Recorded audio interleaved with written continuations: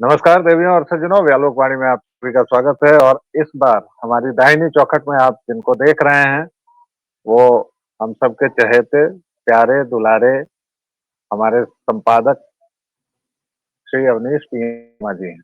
बहुत सुपरिचित हैं आप। ये प्रारब्ध पर हमारा जो दूसरा ठिकाना है उस पर बहुत कुछ हमारा स्वागत करते हैं, लेकिन हम केवल इनका पुष्प और मिठाई से स्वागत कर देते हैं। सर, बहुत बहुत स्वागत है आपका। व्यालोक जी, आपको प्रणाम। सभी दर्शकों को राम राम, जय जय श्री राम जी। सर, जय श्री राम। नाम तो सुना होगा आपने आजम खान का, जो कभी महिलाओं के अंतर्वस्त्र पर टिप्पणी करते पाए जाते थे, कभी पुलिस अधिकारियों से जूता साफ करवाता था, कभी वह व्यक्ति ऐसा था जो भारत माता को डायन तक बोल देता। लेकिन एक कहावत है कि वक्त बदलता है, तकदीर बदलती है। तो वक्त ने किया क्या हसीन सितम के उत्तर प्रदेश में योगी राज आया और योगी राज के बाद पुरानी फाइलें खुली।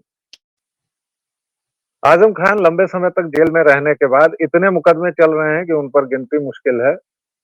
लेकिन कुछ एक संगीन मामलों में छूट पाकर जमानत पर अभी हाल ही में, बहुत साल जेल में रहने के बाद वो हाजिर हुए।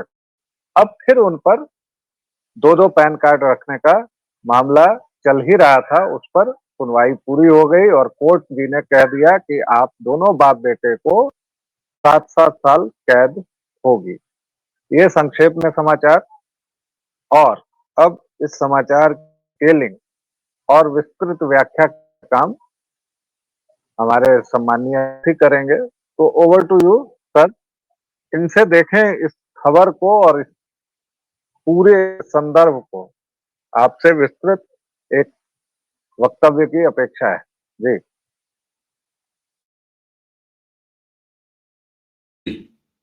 व्यालोक जी, सबसे पहले तो जरा सा दर्शकों को समाचार बता देना जरूरी है, क्योंकि हम लोग ये मानते हैं कि जितना हम लोग अपडेट रहने का प्रयास करते हैं तो हमारे सभी दर्शक, हालांकि सब दर्शक आजकल अपडेट रहते हैं फिर भी, और साथ ही मैं ये भी कहता हूं कि हम 4 मरे 5 घायल वाली पत्रकारिता नहीं करते। हम ये नहीं बताते कि स्थिति तनावपूर्ण के नियंत्रण में है, लेकिन फिर भी खबर बता देना जरूरी है। दरअसल ये मामला 2019 का है। इससे पहले आजम खान, उनके परिवार, मतलब मियाँ बीबी बच्चे सहित, एमबीबीएस को कभी हम लोग फन में ये बोलते थे, एमबीबीएस का फुल फॉर्म मियाँ बीबी बच्चे सहित। तो एमबीबीएस डॉक्टर आजम खान, ये भी एक दूसरे तरह के एमबीबीएस। इनकी जेल यात्रा मियाँ बीबी बच्चे सहित रही है। तो ये सपत्नीक जेल गए हैं, बेटे को भी जेल ले गए हैं। आपके यहाँ जिस तरीके से लालू के खानदान में उनका प्रारब्ध काम कर रहा है कि सारे बच्चों के नाम पर बारी बारी से उनके माथे पर चोर चोर चोर लिखा जा रहा है, इसी तरह ये खानदानी दुकानों के जितने भी चाकर हैं, यहाँ मुलायम सिंह भी खानदानी दुकान चलाते थे, अखिलेश यादव उनके नवा जो सुपुत्र हैं वो भी खानदानी दुकान। तो इन्हीं के चले चप्पड़ आजम खान। मैं आऊंगा गंभीरता से समाचार बता दूं। तो ये इन्होंने एक बेटा पैदा किया और बेटे का 2-2 जन्मदिन मनाया, यानी 2 जन्म प्रमाण पत्र बनाए। आप सोचिए, एक बेटा पैदा होता है लेकिन तारीखें 2 होती हैं। तो आप सोचिए डीएनए में ही कैसे फर्जीपना है। 2 प्रमाण पत्र बनाए जाते हैं। अब 2 प्रमाण पत्र जब बनाए जाते हैं तो बट नेचुरल है किसी नीयत से बनाए गए होंगे और बदनीयत से बनाए गए होंगे। निश्चित तौर पर बदनीयत से ही बनाए गए। तो उन्हीं दोनों जन्म प्रमाण पत्र के आधार पर अब्दुल्ला आजम, आजम खान के बेटे, उसके 2 पैन कार्ड भी बनाए गए। अच्छा चलिए साहब, 2 पैन कार्ड बना लिए, आपने रख लिया, लेकिन उसके अलग अलग इस्तेमाल भी हुए। अब ये भी बदनीयत और जालसाजी। तो ये मामला चल रहा था और ये मुकदमा, जी हाँ।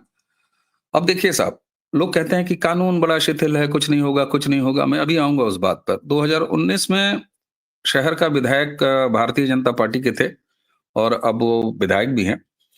तो उन्होंने 2019 में सिविल लाइंस थाने में अब्दुल्ला आजम के खिलाफ ये केस दर्ज कराया। अब अब्दुल्ला आजम के 2 पैन कार्ड हैं, तो आजम खान कहाँ सीन में आए? आजम खान तब सीन में आए जब ये पता चला कि अब्दुल्ला आजम ने इन दोनों अलग अलग पैन कार्डों का अलग अलग इस्तेमाल आजम खान के निर्देश पे किया। कोर्ट में ये फाइलें गई, सारा कुछ हुआ, 19 से लेकर अब तक सुनवाई हुई और अंततः trial MP MLA court, magistrate court ने ये तय पाया कि इस अपराध में पत्नी को छोड़ के एक बार फिर आजम खान भी शामिल हैं अब्दुल्ला और आजम दोनों को 7-7 साल की जेल हुई।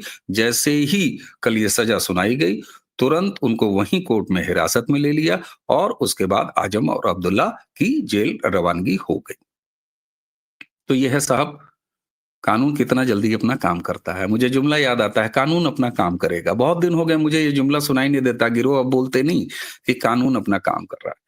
तो साहब, कानून कैसे अपना काम करता है? अब मैं निराशा से जरा दर्शकों को बाहर निकाल के लाता हूं। दरअसल हम लोग की गलती नहीं है। हम लोगों की हालत ऐसी कर दी गई थी कि हम लोग मान बैठे थे कि नहीं साहब, अदालतों से कुछ हासिल नहीं होगा। योगी जी की हिम्मत नहीं है कि वो बुलडोजर चला पाए। तौकीर रजा को आप अंदर तो ले जा रहे हैं, वही तौकीर रजा जिसको बमुश्किल 48 घंटे भी थाने में एसपी ऑफिस के कमरे में लॉकअप छोड़ दीजिए, जेल छोड़ दीजिए, मायावती जैसी लेडी रख नहीं पाई थी। वो तौकीर रजा लगातार जेल में है। पहले वो जमानत नहीं मांग रहा था, फिर बाद में उसने जमानतें मांगी, जमानत उसको हासिल नहीं हो रही है। यहां ट्रायल हुआ, जमानत पर छूट के आया आजम खान, दर्जन भर मुकदमे, और अब उसमें लगातार ट्रायल होता जा रहा है और एक बार फिर ये भीतर चले गए हैं। तो साहब देखिए, जब कानून की फाइल अच्छी नीयत से संविधान की रक्षा करने के लिए, देश और समाज का कल्याण, प्रदेश का कल्याण करने के लिए अगर बढ़िया से बनाई जाती है, तो किसी भी बुलडोजर को नहीं रोक सकता सुप्रीम कोर्ट। और सुप्रीम कोर्ट को बाध्य होना पड़ता है कि वो एक नेशनल गाइडलाइन बना दे बुलडोजर चलाने के लिए। योगी आदित्यनाथ की सरकार को ये क्रेडिट जाता है कि उन्होंने लगातार बुलडोजर चलाए, एक भी बुलडोजर पर स्थगन आदेश नहीं आया। और तो और सुप्रीम कोर्ट ने नेशन वाइड बुलडोजर की कार्रवाई के लिए गाइडलाइन बनाने पर अपनी सहमति न दी, बल्कि बनाया भी। तो साहब, ये सिलसिला तौकीर रजा तक आता है, फाइल फिर मजबूत। सुप्रीम कोर्ट ने, याद है आपको, क्या कहा था कि साहब किसी भी अवैध पर हम बुलडोजर रोकेंगे नहीं, और वैध पर योगी बुलडोजर चलाते नहीं, इसलिए उनको गाइडलाइन बनानी पड़ी। तो ये होता है कि कानून के लिए आपके पास मिसिल फाइल तैयार रहनी चाहिए, अच्छे से तैयार रहनी चाहिए। आजम के केस में यही हो रहा है। अब आते हैं, आजम के केस में ऐसा हो रहा है तो हमें क्यों प्रसन्न होना चाहिए? साहब देखिए, संकोच छोड़िए, बहुत हुआ संकोच। अरे नहीं नहीं, हम सनातनी इस स्वभाव के नहीं होते। कोई जेल जा रहा है, उसका प्रारब्ध है। ठीक है, मेरे चैनल का नाम भी प्रारब्ध है, तो क्या कर लें हम? क्या कर लें? हमें प्रसन्न होना है। प्रसन्न क्यों होना है, उसके कारण गिनाता हूं। भारत माता डायन है? और अगर भारत माता डायन है, तो ये हमारे भारत देश को गाली, और केवल हमारे राष्ट्र को गाली नहीं, हमारे सनातन धर्म को गाली। क्योंकि इसी बुनियाद पर मैं कहता हूं ब्यालोक जी कि भारत को कागज पर लिख के हिंदू राष्ट्र देने की कोई आवश्यकता नहीं है। भारत जन्मजात बाय डिफॉल्ट हिंदू राष्ट्र है। अवनीश पी शर्मा का नाम व्यालोक पाठक का नाम व्यालोक पाठक है, यहां लिखने की जरूरत नहीं है। तुमने जिस दिन ये कहा था आजम खान कि भारत माता डायन है, उसी दिन तुमने हमारे सनातन को गाली दी थी, हमारे भारत को गाली दी थी, हमारे जन्मभूमि को गाली दी थी। तुम्हारे लिए मादरे वतन और जन्मभूमि में फर्क होगा। तुम मादरे वतन केवल तर्जुमा करते हो। अगर तुम केवल तर्जुमा टेक्निकल नहीं करते, तो तुम वंदे मातरम गाने पर तुम्हारी ऐसी तैसी नहीं होती, गालियां निकलती हैं मेरे जैसे व्यक्ति के मुंह से भी। तुम्हें मुलायम की गंदी, सतही, ओछी और कम्युनल पॉलिटिक्स ने संसद तक पहुंचाया। संसद तक पहुंचने के बाद भी तुम्हारी जात नहीं बदली। और तुम्हारी जात कैसे नहीं बदली? तुम महिला सांसदों की चड्डियों का रंग देखते रहे। मैं अंतः वस्त्र जैसे शब्द भी प्रयोग कर सकता हूं, नहीं करूंगा। तुम्हारा अस्तर नहीं है आजम खान। तुम जैसे लोग जो ऐसी मानसिकता पालते हैं, तो महिला सांसदों की संसद में पहुंच के, लोकतंत्र के मंदिर में पहुंच के चड्डियों का रंग गिनते हो, साजिशें करते हो। और तो और, चलो छोड़ो, तुम्हें अखिलेश यादव मुख्यमंत्री होते हैं तो सनातन के महाकुंभ, महापर्व, उसका इंचार्ज बनाते हैं, हमारे मुंह पे जूता मारते हैं। ये हमारा अपराध था भाई, हमारा नागरिक अपराध था कि उत्तर प्रदेश में 2012 में तुम्हें बहुमत मिला अखिलेश यादव, और तुमने सरकार बनाई थी। अगर हमारी इन 2 उंगलियों ने पाप नहीं किया होता ना मतदान का, क्योंकि हम में से ज्यादा उत्तर प्रदेश वालों ने संख्या में तुम्हें चुना था ना, इसलिए तुम्हारी सरकार बनी। और जब तुम्हारी सरकार बनी और सनातन का महापर्व कुंभ आया तो तुमने आजम खान को मिनिस्टर एज ए इंचार्ज बनाया। ये तुमने हमारे मुंह पे कालिख लगाई, लेकिन हम बदले। 2014 में हमने सनातन क्रांति की सांस्कृतिक जी केंद्र में, 2017 में हमने उत्तर प्रदेश में की। जी तो साहब देखिए, नियत का खेल है, फाइलें मजबूत हैं, इन्हें अपनी जगह जाना बहुत आवश्यक है। और मैं हाथ जोड़ के निवेदन करूंगा, मत शर्माइए, आगे बढ़ के जश्न मनाइए, चाहे वो जी चाराचोर जंगल राज खानदान की बर्बादी हो या यहां पर मुलायम सिंह यादव और अखिलेश यादव की इस बीभत्स और सनातन विरोधी सरकार के इन तमाम मुजरिमों को काम लगने की बारी हो। जी आजम खान का जिस तरह से मुकदमा चला और जिस तरह से उत्तर प्रदेश सरकार ने मजबूती से ये केस लड़ा, ये बताता है कि अगर सरकारी नियत साफ हो, मजबूत हो और दृढ़ इच्छा शक्ति हो तो कोर्टों से भी न्याय पाया जा सकता है और वहां भी किताबों के मुताबिक चलने पर मजबूर किया जा सकता है। अवनीश जी, उत्तर प्रदेश में हमने देखा किस तरह से कानून का राज स्थापित हुआ, हो रहा है, जिसको कुछ लोग बुलडोजर राज कहते हैं। मैं कहता हूं कि कानून का राज, जब आप कानून के शासन को सीधे तौर पर लागू कर देते हैं तो वो कुछ वैसा ही दिखता है, आप उसको कोई भी नाम दें। बिहार में लालू परिवार, उस कहानी का इस बार जनता ने खात्मा कर दिया है। अब ये ऐसी मार है जो खत्म नहीं होगी। 2027 में उत्तर प्रदेश में चुनाव है, बहुत दूर की कौड़ी है, दूर की बात है, लेकिन आजकल चूंकि समय बीतते देर नहीं लग रही है तो पता नहीं कब हम इस मुहाने पर खड़े होंगे कि यूपी के चुनाव की चर्चा कर लें। एक ही सवाल कि यहां से जैसे उस वंश का खात्मा हुआ, एक परिवारवादी पार्टी का खात्मा हुआ, मुझे तो आसार दिख रहे हैं कि उत्तर प्रदेश में इस बार अखिलेश यादव की पार्टी का सफाया हो जाएगा। गहलोत जी, 27 दूर की कौड़ी नहीं है।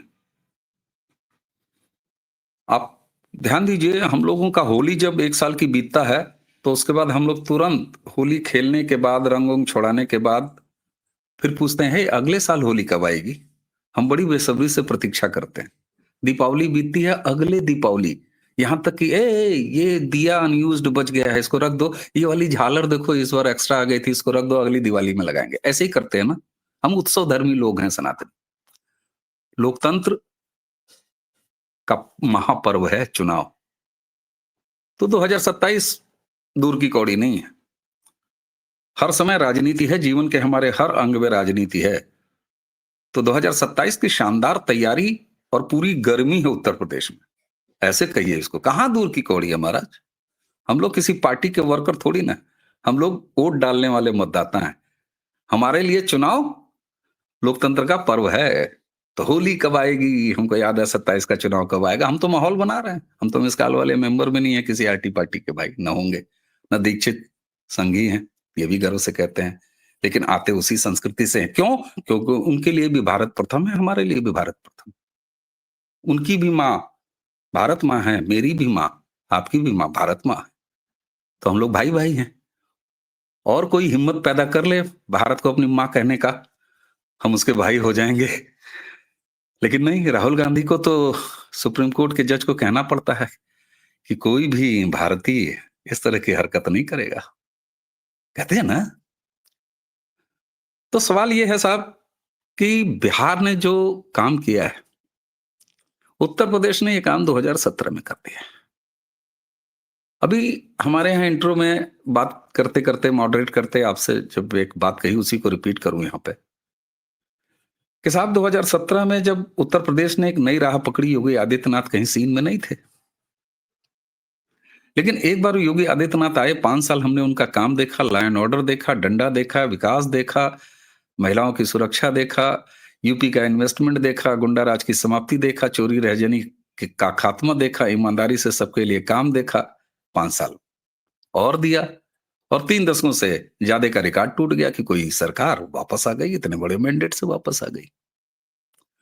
तो 27 में हम आगे चल ही रहे थे, 27 की यात्रा, पीछे पीछे बिहार ने हमसे हाथ मिला लिया। बोले ए बड़े भाई सुनो, अरे रुको यार, हम थोड़ा बहक गए थे ना जी, थोड़ा हम इधर उधर हो गए थे, तो अब तो नहीं रहेंगे ना। और साथ में कान भी पकड़ा हमारा, कहा 2014 में तो हम मोदी जी को पूरा दिए ना जी, 2019 में भी भर भर के दिए, 2024 में भी हम झोला भर दिए मोदी जी का, लेकिन तुम बदमाशी किया जी 2024 में।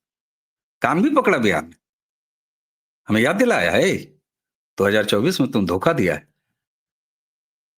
डबल इंजन का सरकार का कॉन्सेप्ट बिहार ने समझ लिया। परिवारवाद, जंगल राज, भ्रष्टाचार, ये कहीं वापस ना आ जाए, इसलिए इतना बड़ा मैंडेट दिया है। 200 प्लस का मैंडेट बिहार में जो आप लोगों ने दिया है ना महाराज, एक चीज कहते हैं कि पटक के मार देना, दूसरा कहते हैं पटक के इतना मारना मुंह थूर देना। सांप और न्योले की लड़ाई कभी देखे हैं? न्योलवा जानते हैं क्या करता है? जी सपवा को कट से ऐसे पकड़ता है, मुंह से पकड़ता है, और उसको थोड़ी देर ऐसे ऐसे जी देख के जमीन पर ले जाके ऐसे ऐसे रगड़ता है, फिर उठाता है, फिर ऐसे ऐसे देखता है, फिर उसके बाद ऐसे करता है। आप लोगों ने वो काम किया है जंगल राज का बिहार में। और दूसरी चीज, गंभीर बात कह रहा हूं, एसआईआर को पूरे देश में प्रमाणित करने, वोटर लिस्ट की शुद्धिकरण, उसका पवित्रीकरण, यह काम किया है बिहार ने। और उसने स्वीकार्यता और जागृति पैदा कर दी है। हमारे यहां आपस में बात हो रही है उत्तर प्रदेश में कि आपके यहां एसआईआर का फॉर्म आ गया, हमारे यहां नहीं आया, लोग जाके मांग रहे हैं। तो साहब ऐसा है, उत्तर प्रदेश 2017 से निरंतर आगे है। 2027 में मैं आज भविष्यवाणी कर रहा हूं, जो हाल आपने जंगल राज का किया है, जितने नंबर्स आपने जंगल राज को दिए हैं, उतने ही नंबर्स पर यहां हिंदू विरोधी, सनातन विरोधी विपक्ष हो जाने वाला है। और इसके लिए मैं तो बिहार को धन्यवाद करने के साथ साथ आदरणीय प्रातः स्मरणीय राहुल गांधी को भी प्रणाम करता हूं। लगे रहो मुन्ना भाई, लगे रहो जी। बिल्कुल। तो यद मुल्ले मौलाना मुलायम के सुपुत्र टोटी चोर जी 50 सीटों पर सिमट कर रह जाएंगे और एसआईआर उत्तर प्रदेश में शुरू हो चुका है। इसके विभिन्न आयामों पर अगली चर्चा हम अवनीश जी के साथ करेंगे। तब तक के लिए एक छोटी सी, आलोकवाणी पर अपना स्नेह देते एक रहें। छोटी सी, जी एक जी जी छोटी सी बात, बड़े जी विनम्रता से कह रहा हूं, यदमुल्ला और हमारे कृष्णवंशी, हमारे यादवों यादव जी, इन दोनों में बड़ा साफ साफ फर्क है। तेजस्वी के साथ यदमुल्ले थे, यहां अखिलेश के साथ यदमुल्ले हैं। बाकी हमारे कृष्णवंशी यादव जी लोगों ने, हमारे हिंदू भाइयों ने आपके यहां भी दिखा दिया है कि वो यदमुल्लों के साथ नहीं है। उत्तर प्रदेश में भी यही आपको और बढ़ चढ़ के देखने को मिलेगा। इसलिए हर हमारा यादव सनातनी भाई यदमुल्ला नहीं है, वो एक अलग नई ब्रीड पैदा हुई है, जो वहां तेजस्वी की थाती है, जो कहती है कट्टा और आरजेडी के माल हव का। और उत्तर प्रदेश में भी यही स्थिति है। तो यदमुल्ला वो हैं, ये हम सभी को फर्क करने की जरूरत है। धन्यवाद। इस पर तो एक व्यावहारिक उदाहरण से समझा देता हूं कि भैया चंद्रशेखर यादव जी जब शिक्षा मंत्री बने थे तो रामचरितमानस लेके हिंदुत्व के तमाम प्रतीकों पर उन्होंने क्या क्या बयान दिए सबको याद है। तो वो यदमुल्ले हैं। और किसी भी यादव के घर में चले जाइए हमारे यहाँ उत्तर प्रदेश बिहार के किसी भी यादव जी के यहाँ जाएंगे आप, तो उनके घर का सबसे बूढ़ा आदमी जो होगा वो चारपाई पर लेटा होगा और सिरहाने उसके रामचरितमानस रखा होगा। और यही एक बड़ा कारण है कि बिहार के यादव समाज ने इन लोगों का बहिष्कार किया, क्योंकि वो सब कुछ सुन सकते हैं, रामचरितमानस के बारे में नहीं सुन सकते हैं। तो फिलहाल इतना ही, अगले वीडियो में फिर मिलेंगे। व्यालोक वाणी को अपना स्नेह और प्रेम देते रहें जैसा आप देते रहे हैं, और मुझे और अवनीश जी को दीजिए आज्ञा। जय सिया राम। जय जय श्री राम। प्रणाम।